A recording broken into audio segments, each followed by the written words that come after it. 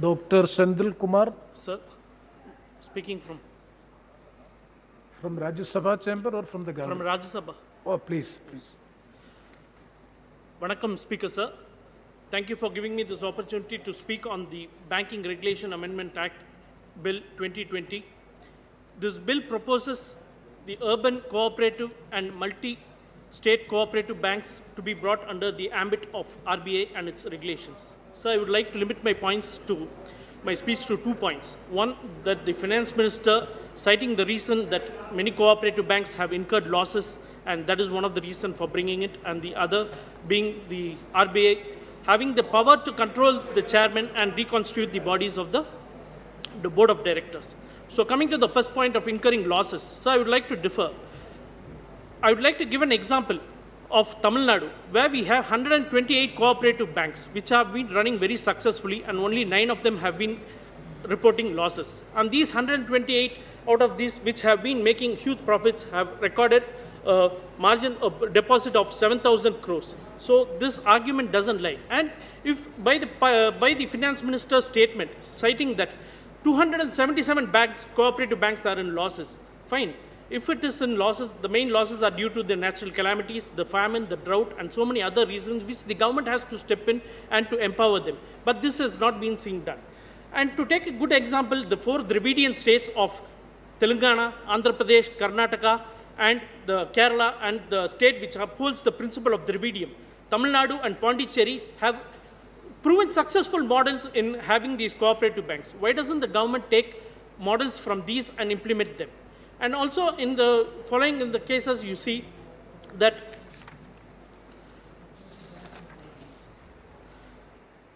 in Tamil Nadu, where we have been leaders in education, healthcare, gross enrollment ratio, employment, and in so many other sectors, and especially to top it up in social empowerment.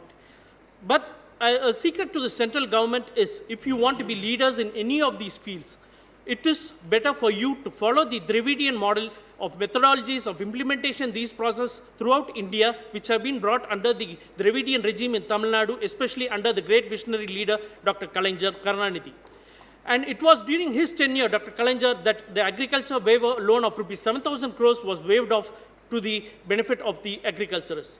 And also it was during our party DMK leader, M.K. Stalin, that in my district, Dharmapuri, that self-empowerment of the women's group was first initiated, and it was successfully shown.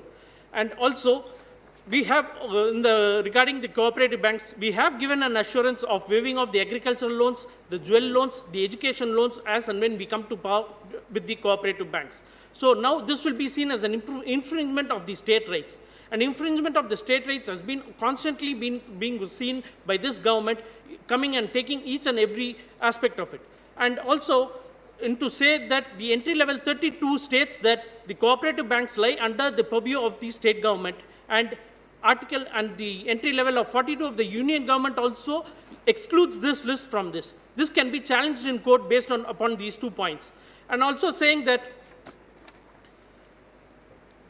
the states have the authority to regulate the banks under the Registrar of Cooperative Banks. So that is the main reason, even when this Regulation Act was brought in 1965, it was excluded from the list. So the state has the power to incorporate a bank, to regulate a bank, and also to wind up the regulations of a cooperative bank. As far as the second part of empowering to nominate a chairman or to reconstitute the bodies, I would like to say that this government is undermining the process of democracy for a very, very long time. The RBI is already overloaded with so many other works, and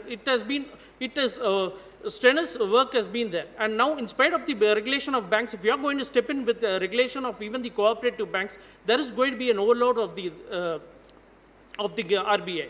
And the incompetence of this government is seen in the lack of the interest in recovering the bad loans from the likes of Malayas and Modis, but to go after the agriculturists and to get back their loans.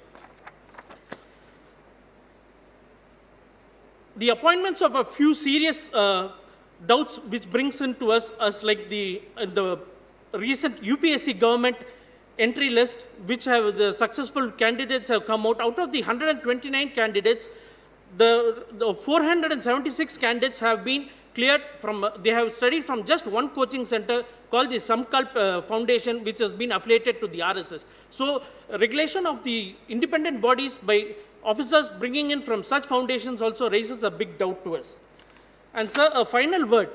The country is undergoing a very serious health crisis, and to top it with the economic crisis created by this government, now blaming the shortcomings of it on the COVID-19, and without applying rationalism, placing the burden by saying it's an act of God. I would like to give a warning to this House that this country has crossed 50 lakh cases by today.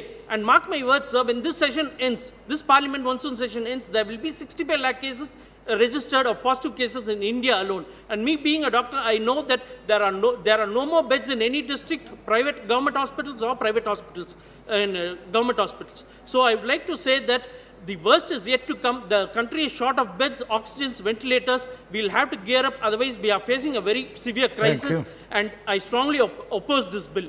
Thank you, sir, for giving me this Thank you very much. Video உங்களுக்கு பிடிச்சிருந்தா please like and share பண்ணுங்க. மறக்காம எங்க சேனலை சப்ஸ்கிரைபும் பண்ணுங்க.